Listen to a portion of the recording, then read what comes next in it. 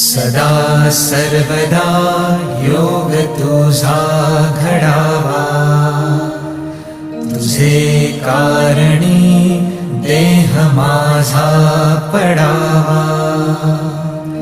उपेशू नको गुणवंता अनंता, रघुनायका मागणे हेची आता.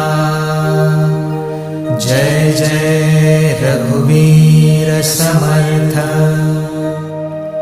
मोरया मोरया मी बाळताने, तुझीच सेवा करू काय जाणे. अन्याय माझे कोट्यानुकोटी, मोरेश्वरा